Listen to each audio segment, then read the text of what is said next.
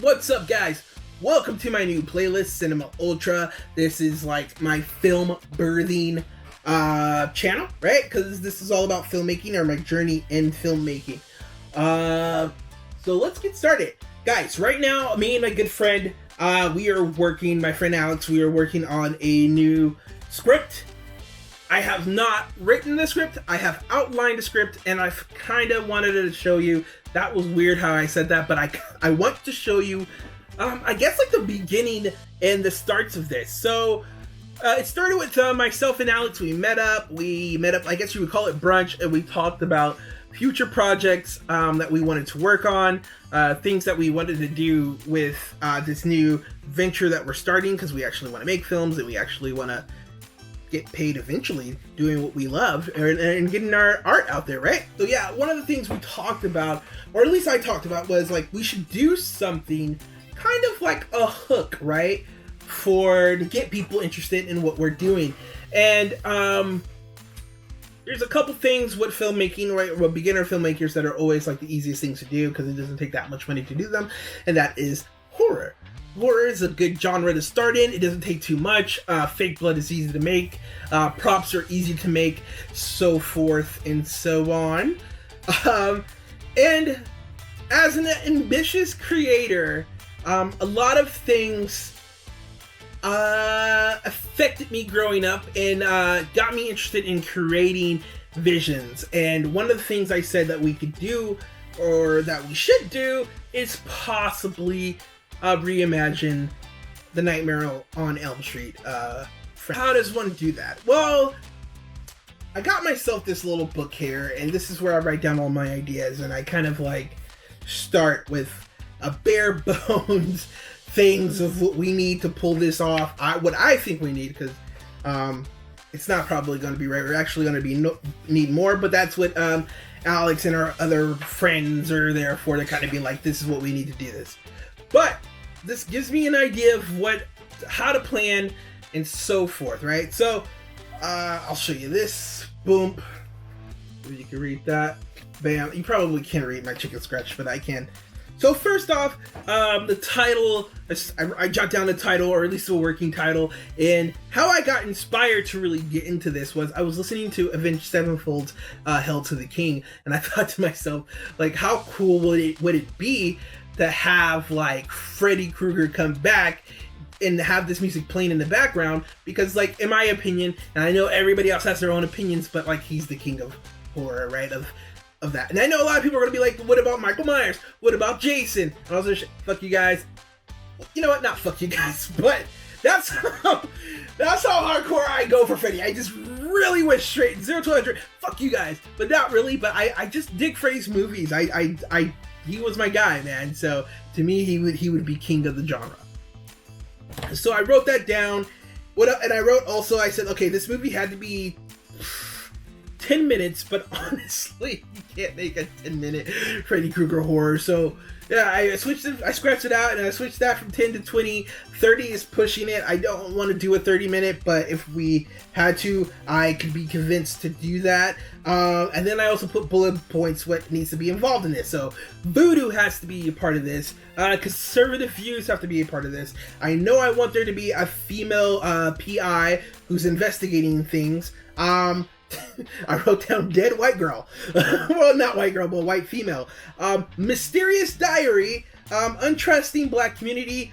Older black man, who would be Kincaid from, I think, Dream Warriors, or Max Daniels, also from Dream Warriors. He was the nurse.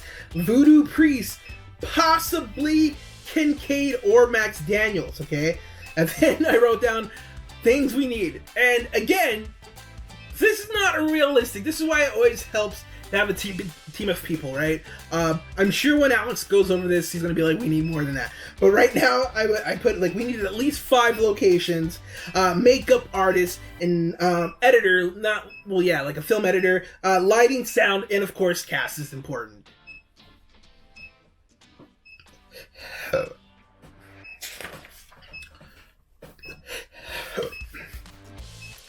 Okay, so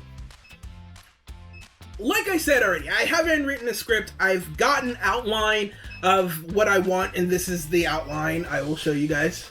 Hopefully you can see that. I think I circled here in red, and just to know that's as far as I want to go, because my mind, I don't know if anybody else's mind works this way, but my mind, it's just like on a creative level, like I will fucking world build out of this world. Like it's bad.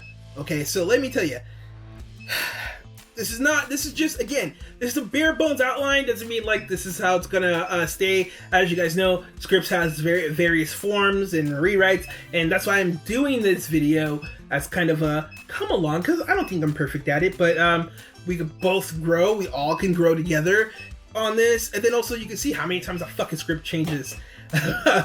So let's go. All right, so the outline starts. I know I want a PI. So a PI meets with an actual detective to get files on an unsolved case the PI has just picked up. So the PI would probably be friends with a detective that could help her with the investigation on the side, like give her files that she couldn't normally get on her own, right? The PI goes to investigate the place of the murder. She finds a creepy symbol like at the scene of the murder, and she investigates the symbol, which leads her to a kind of successful YouTube ghost hunting family, the Kincaids. They have a show on YouTube or one of these streaming sites, and they're really popular on there, and so she goes to them for advice. Now the Kincaids recognize the symbol and they know what the symbol is. However, they do not trust this PI. They don't want her to go any further because they believe that she doesn't know what she's getting herself into, so they give her very little information. In this time, another murder happens and the same symbol is found. The PI investigates further. She does her web sleuthing and she finds out about a cover-up of murders that happened in the 80s. These murders did happen, but the locals, or the local news, and the police officers and the townies have went out of their way to redact or erase any mention of it, just because it was a bad time for their community, right? Oh, we're there. So the internet sleuthing she does leads her to a grave, or a what is that, like a site of a funeral home, which leads her to a grave and to a tombstone. Once she gets to the graveyard, it leads her to the tombstone, and she finds the tombstone of Freddy Krueger with the same symbol she's been like researching sketched into his grave. So what this all means, we don't know. To elaborate even more, the victims that we talk about in this script are more than likely going to be victims who've died in their sleep. Nobody knows how they died in sleep. They just have died and they're all mangled and all fucked up. So that is the outline, and that's a general build of like what I think we need, which is probably realistically not what we need. But again, when I get with my friends, we will talk more about this and probably go in more freaking detail. So if you guys are excited about video 2, and if you like what I'm doing so far, please like and subscribe. Don't forget to share this video. Let's get to 10,000 subscribers, guys. As usual, thanks for stopping by. I will catch you guys later. Stay excellent. 10,000 subscribers, guys.